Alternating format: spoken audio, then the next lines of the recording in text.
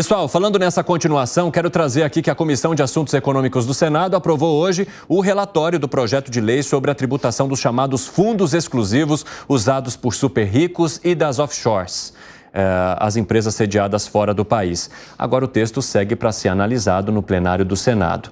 5h26 da tarde, quem está nos acompanhando pela rádio vai para um rápido intervalo. Daqui a pouco espero vocês de volta. Nas outras plataformas, seguimos. E aí, a gente está falando de arrecadação que já passou nessa comissão, pelo menos de assuntos econômicos, já era, agora vai para a apreciação do Senado e por isso até também houve a liberação ali do senador para que ele possa votar a favor do governo, né? O ministro Carlos Fávaro, da Agricultura. Vocês acreditam que já é um passo, mesmo que pequeno, para que o governo possa de alguma forma arrecadar aquilo que precisa para tentar chegar aos resultados que a gente tentava contar aqui para nossa audiência, hein, Alan Gani? Tá pegando um troco, igual quando você para o carro, vem o guardador de carro, você fica caçando um troco ali no carro e você precisa pagar. Eita, troco, nesse nível? Nesse nível, é muito pouco. Com 30 bi que aumentou? Esse pessoal... Um troco de 20 bi, Piperno? Mas é muito pouco perto do estrago nas contas públicas. Não, fora que acabou de subir 30 bi. Não vai resolver o problema. Por isso que eu falo, pra gente é muito dinheiro, mas perto do rombo é um troco. E aí, Igor? E só um ponto, Evandro. Não é que os fundos offshore, eles não pagam imposto. Isso, pouca gente está falando sobre isso. Quando você vende uma ação com lucro no exterior e está num fundo offshore ou num trust, você não paga imposto, mas quando você remete de volta o dinheiro para o Brasil, você paga 15%. O que o governo quer fazer agora é, você vendeu uma ação com lucro, não trouxe o dinheiro de volta para o Brasil, você vai pagar imposto. Então ele quer acabar com esse diferimento do imposto, né? Justamente para conseguir fechar as contas públicas. Mas é insuficiente. E aí, Gustavo Segré? Eu li o Manual do Populista da América Latina. Por quê? E eu te conto o que vem pela frente. Quando você tem essa taxação, é o desespero de arrecadação do governo. Está desesperado por arrecadar, a conta não fecha, precisa arrecadar. Diminuir a despesa, já falamos, não é o caminho. Mas o que você quer dizer? Que o governo não precisaria estar atrás desse projeto, por exemplo? Não, ele vai precisar mais projetos ali, igual, piores que esse. E por que é o Manual do Populista? Porque já aconteceu na Argentina. O que vem pela frente? Taxação das grandes fortunas. Espero que não chegue nesse ponto. Mas o que é? É uma taxação ao patrimônio das pessoas, acima de um valor determinado que o governo determina. Próxima. Taxação às exportações de determinados produtos, como já foi colocado no momento, acho que era para o petróleo, me parece, em algum momento. Isso também pode vir a acontecer. Por quê? Preciso da arrecadação. Tem outra, é a arrecadação de taxação para os bens pessoais. E não é para grandes fortunas, não. É qualquer pessoa que tem um bem, taxa. E se o bem está no exterior, a taxação é maior. Então, você vê um desespero de arrecadação que cumpre o Manual do Populista de Esquerda da América Latina. Está indo nesse caminho. É a mesma coisa que aconteceu. Eu venho do futuro. Argentina, aconteceu isso. Agora a Argentina, Deus quiser, vai mudar para uma outra parte que depois a gente pode avaliar. Ô, Piperno, a gente fala dos vários caminhos. Calma aí, gente, já vou falar. Piperno, a gente fala dos vários caminhos aí que a gente tem, né? E o Piperno apontou aqui deles para que as pessoas possam entender qual caminho seguir. E a orientação aqui é para avisar que o pessoal da rádio já está de volta. Bem-vindo e bem-vinda você.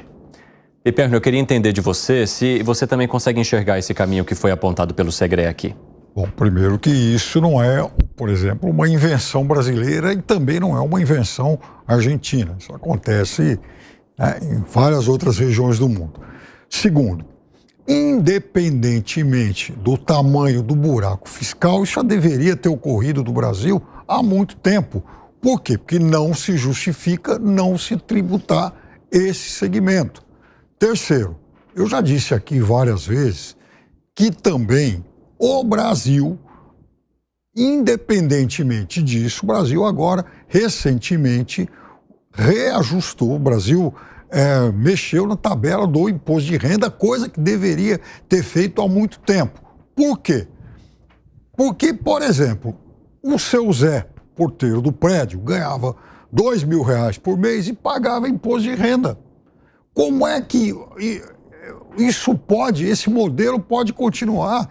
Isso era extorsão social. E o seu Zé vai pagar o imposto sindical agora. Não, isso é uma outra coisa. O seu Zé agora, ele só vai pagar imposto de renda se ele ganhar de 2 salários mínimos para cima. Ou seja, de 2.600 e poucos reais para cima. Olha só a economia que ele vai, que ele vai fazer. Então, como é que o Brasil cobrava imposto de renda do seu Zé ganhando R$2.000 por mês e tem todo esse pudor, baronato brasileiro, principalmente de cobrar, né, de quem tem offshores. Você vê, por exemplo, na proposta orçamentária para 2024, o relator Danilo Forte resolveu que o agro vai ser, blindado, ele não vai ser atingido pelos cortes, pelo contingenciamento que o governo pretende fazer. Tá lá, disse isso ontem. Que ele acha que, por exemplo, o governo tem que continuar destinando recurso aí aos seguros, enfim, ele apontou lá uma série de razões. E eu acho o seguinte, eu adoro o agro, é um setor pujante, fundamental para a economia brasileira. Mas veja, será que em algum momento eles também tiveram esse cuidado, essa atenção com o seu Zé de R$2.000 por mês? E aí, Dávila, consegue responder? Não tem nada a ver isso. Por quê? Porque o Piperno mistura tudo numa salada, ele faz aí uma salada, aquela salada de maionese, que vai misturando um monte de coisa. Não tem nada a ver. O problema é o seguinte... Por que não tem nada a ver? Porque eu vou explicar. O Brasil tem que fazer 2 coisas que nós já defendemos aqui. Defender o seguinte, tem que aumentar a taxação sobre a renda, que é normal, é isso que se faz, quem defende economia de mercado, é taxar mais a renda. Mas tem que reduzir o imposto justamente sobre empresas do setor privado. Agora, não dá para você ter taxação alta da renda, manter taxação alta dos negócios, porque isso vai drenando a competitividade do país. O país precisa ter, por isso que eu digo assim, por que não fazer o copy-paste do sistema tributário que é adotado na OCDE, para todo mundo entender. A gente precisa ter uma regra que todo mundo joga pela mesma regra. Não dá para ficar fazendo isso que o governo faz, esse oportunismo de ir atrás de onde é que dá para taxar hoje para conseguir uma rendinha extra para resolver um buraco do caixa sem pensar numa questão estrutural. Precisa pensar numa questão estrutural do poder. Não dá para ficar vivendo. Olha só o que aconteceu aí. 7-2 no Supremo com contribuição sobre lucro líquido retroativo 2007. Vai quebrar um monte de empresa. A gente não pode brincar com a vida do setor privado, porque o setor privado nesse país, seu Piperno, é a vaca leiteira que sustenta esse Estado ineficiente, que sustenta essa burocracia incompetente e que presta serviço público de péssima qualidade para o seu Zé, para o zelador e para todo brasileiro. Então isso é uma vergonha. Então o que a gente tem que pensar é o seguinte, vamos parar de matar a vaca leiteira para ficar sustentando um Estado que não serve para nada. A gente precisa prestar serviço público de qualidade, precisa ter um sistema tributário que seja lógico no aumento da taxação da renda e na redução do imposto sobre o setor produtivo. Se a gente não fizer isso, nós vamos continuar matando a competitividade do Brasil, matando a produtividade do Brasil, e é isso que faz o Brasil ter uma economia estagnada há 40 anos, que aí não gera emprego nem para o zelador e nem principalmente para o filho do zelador, que é o mais importante. Piperno, quer contrapor algo? A vaca leiteira das divinas tetas não é essa do baronato que suga o Estado e sugou o Estado brasileiro a vida inteira. Ela vai sim, e ela cobrava sim o imposto de renda lá do seu Zé de R$2.000, e eu quero saber se alguma voz desse baronato em algum momento se indignou com isso. Sabe? E quero saber também se em algum momento se indignava, por exemplo, com o planejamento tributário, esse eufemismo aí para sonegação desvairada. Mas isso vai acontecer sempre, Piperno. Isso acontece no mundo inteiro. O que aconteceu no Brasil? Por que nós temos no Brasil? Mas dá para normalizar isso? Dá. Olha aqui, vou dar um exemplo assim. O que acontece? O mercado descobre maneiras de funcionar quando você começa a criar regras esdrúxulas. O que acontece no Brasil hoje? Sabe quantas pessoas nós temos de carteira assinada no Brasil? 40 milhões de brasileiros com carteira assinada. Tem 90 milhões na informalidade. Porque não dá para entrar nesse mercado. E quantas pessoas, ao invés de ser registrado, prefere se tornar pessoa jurídica para não pagar menos imposto? Então é o seguinte, o mercado se adapta às regras do jogo e vai descobrir alternativas justamente para você ter mais trabalho. E isso não é só baronato, não. É as pessoas que querem ficar na informalidade porque põe muito mais dinheiro no bolso do que você ficar de carteira registrada. Quantas pessoas que têm um benefício social trabalham na informalidade para não perder o benefício Exatamente. social? Quando o Piperno, com muita coerência, ele menciona que pagava imposto de renda uma pessoa até R$ 1.903, a partir disso tinha que pagar 7,5 até 2.600. A partir de agora, não paga até 2.600, não paga nada. Em teoria, esse valor deveria servir para que a pessoa não pague esse imposto e esse 7,5 que antes pagava seja para ele consumir mais bens que permitam uma vida melhor, certo? Sim. Mas isso não se reflete na economia, porque automaticamente isso deveria gerar uma atividade econômica maior e uma arrecadação maior. Não está isso se mostrando na prática, tanto que os últimos 4 meses, mesmo com uma atividade crescendo, a arrecadação foi menor, 4 meses seguidos. Então tem alguma coisa aí que não está. Arrecadação do Estado. Mas claro, mas o Estado tá, veja, então, ele está liberando uma parte, um contingente de pagar esse imposto. Né? Então, o sujeito que pagava o imposto ganhando R$2.000, ele não paga mais. Então é óbvio que o Estado vai abrir mão dessas receitas. E isso ele tem que fazer mesmo. Era uma extorsão que era praticado. Mas isso, Piperno, se for assim, o Estado deveria arrecadar mais porque esse fluxo de dinheiro se volta na economia em lugar de ir para a arrecadação do Estado. Isso provocaria, e não tem um petista que entenda essa conta, que se você diminui a carga tributária, aumenta a atividade econômica e termina arrecadando mais. É Laffer, é só ler Laffer. Laffer. Depois a gente discute Laffer com mais calma. Laffer não é assim automaticamente. Claro que não. Tem um ponto de equilíbrio, não é? Isso não é tão automático assim. E isso começou agora. Né? Então, essa arrecadação, até porque muitas das pessoas usam esse dinheiro para pagar dívidas, por exemplo. Dívida que tomou do agiota, dívida que tomou do mercado paralelo, dívidas não contabilizadas, inclusive. Então isso não vai ficar muito claro ainda na arrecadação. Como é que age governo populista? Eu te dou um benefício aqui para a classe mais pobre, por exemplo, o aumento da faixa de isenção de imposto de renda. Do outro lado, eu gasto. Só que esse gasto público, o efeito dele, ele ocorre, só que ele é indireto, ele é difuso, não é algo muito concreto.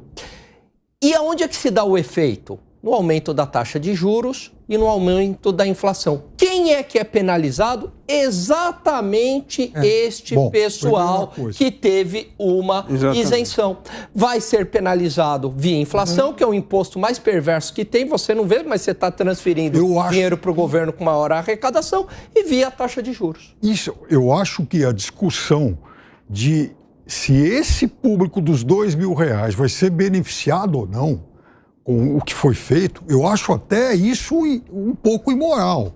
Por quê? Porque isso, veja, nós em momento algum deveríamos ter esse público sendo tributado. Essa discussão nem deveria existir. A gente é super a favor de redução tributária, agora do outro lado tem que reduzir o gasto. Lógico. Piperno, tem uma coisa, essas pessoas não é tributar na renda tem que ser a renda grande mesmo, é a maior renda que paga imposto. Essas pessoas são tributadas todos os santos dias, elas não são tributadas, elas são extorquidas pelo Estado brasileiro pela questão do imposto que ela não vê no que ela compra. Nós pagamos o celular mais caro do mundo, nós pagamos o carro mais caro do mundo, nós pagamos a segunda energia elétrica mais cara do mundo na sua casa, você paga uma das gasolinas mais caras do mundo. O que o governo faz em tudo isso? Embute uma carga tributária absurda de arrecadação, que é 37% do PIB e que gasta 36% com o custo da máquina pública, pagar benefício, salário salário, aposentadoria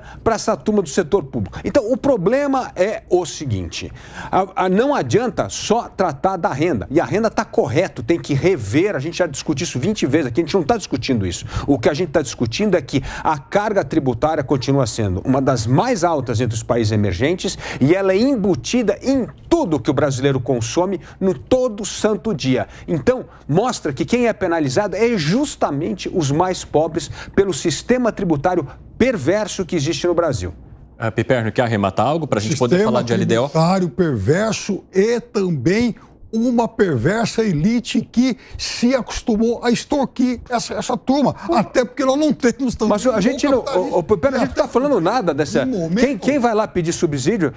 Nós somos. O governo atual não deu subsídio para a montadora? Escuta, o que é o plano safra, meu Deus do céu? Mas isso aí com todos os governos. Todos os governos. Mas o e para a montadora? Exatamente, Alan. Todos os governos. Nós estamos falando esse ano, por exemplo, em mais de 370 bilhões de reais. Piperno, você pegar todos os subsídios do Brasil, todos, são 550 bilhões de reais, você colocar numa régua o que é o retorno sobre investimento do subsídio, sabe qual que é o melhor subsídio que tem o retorno sobre investimento? O Plano Safra. Foi o melhor, disparado. Agora, quando você botar na régua ali que a indústria automobilística nesse país recebe subsídio desde o Juscelino Kubitschek, e você só tem reserva de mercado e você continua comprando o carro mais caro do mundo, isso está errado. É perverso esse subsídio, porque cria reserva de mercado, acaba com a competição e passa a conta para o consumidor. Isso, algo criado lá atrás, nos anos 50. Vocês deram um belo número, 500 e tantos subsídios. Ora essa, esses 500 e tantos subsídios, eles estão beneficiando a quem? Se o Plano Safra, ele é o melhor subsídio desse país, eu não vou discutir, porque eu também acho muito bom ele dar um retorno, mas ele é um subsídio. Ele é dinheiro que o seu Zé dos R$2.000 está ajudando a financiar. Mas o Piperno, não é nada a ver. Calma. Claro o subsídio, quando é bom, sabe como é que ele retorna para a pessoa, para o seu Zé? A comida fica mais barata. O problema é quando você dá subsídio do governo e o produto fica mais caro. O Evandro, com o telefone dele, paga mais caro. Porque você tem a Zona Franca de Manaus... O mito da comida fica mais barato por causa disso. Porque na hora de baratear a comida... mas escuta, temos o preço internacional. Então, calma lá. Como é que é? Livre mercado. Piperno defendendo fim de subsídios e defendendo redução tributária. Piperno é um liberal, interrogação. E vocês defendem exatamente privilégios para o barulho. Não, senhor! A única coisa que o senhor não está defendendo aqui é a redução do gasto. Vocês não estão defendendo? Não, a gente... Imagina. Não, a gente está aqui, está tudo... a gente está tudo concordando em redução.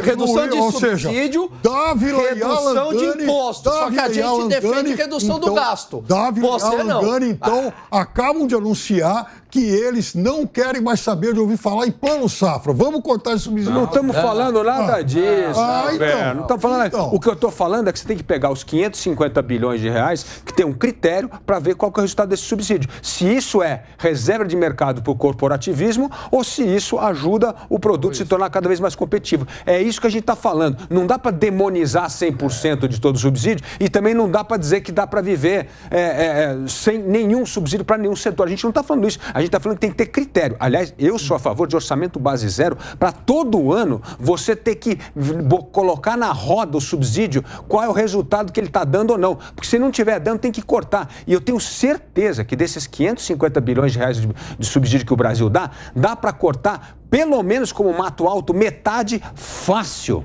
em subsídio que é dado para coisa que não dá nenhum resultado a não ser perpetuar o poder do corporativismo empresarial.